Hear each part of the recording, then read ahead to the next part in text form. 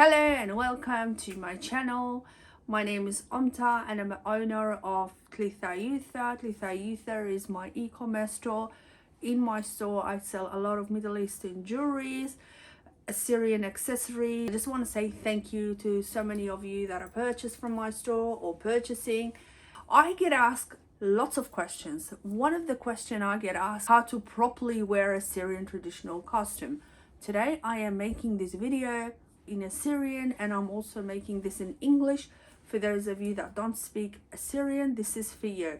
So this is one of the ways that we wear Assyrian traditional costumes.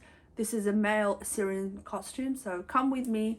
Every person has their own unique way of dressing. This is one of the ways that people put on a khomala costume. This is lawandiya and a vest together. Many people have vest only. Once you have your lawandiya on, then you hold on to the lawandiya and you put the jacket on. The jacket is known as kutna. In order for your khomala to look nice and neat, then you must wear them on and put them all together and tuck them in the pants. You have a drawstring, you can tie it as much as you like. Once it's tight enough, then what you do is you tuck everything inside, make sure the right side overlaps the left, and then you tie everything else with a shibaka, which is that fabric belt. Then you tie the lawandiya. Make sure the fabric is sitting together, not one on top of each other, so they sit nice and tight. And then with the tassel, you can put them underneath to make them neat.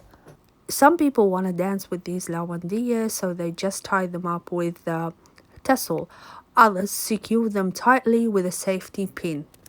To make sure everything's nice and neat and tight, then you put a belt on top of the shibaka to make it nice and neat.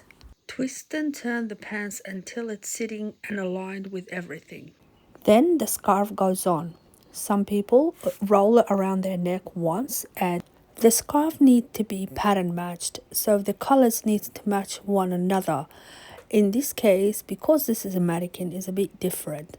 So all these patterns need to be matching. So behind the belt, and make sure everything's on the same level. The scarf will be sitting in its place. These clothes are known as Tlethayotha, but as time moves on, everybody knows them as khomala, so they're now known as khomala. For the khomala to look nice and neat, make sure everything is worn accurately, and this is how you make sure. And these green stitches are showing correctly, and all these tassels are matching one another, and if you want, you can put some behind the belt and behind shibaka to look nice and neat. As you know, khomala pants are quite large, so make sure the pockets are sitting where they're supposed to sit. Once you do that, then the back design will show nice and neat, and you can see all the green stitches, and make sure they're not twisted, they're not turned, they're all aligned with the body. That's how they're supposed to look. Lastly, you need to add the hat with the feathers, and that's the final look.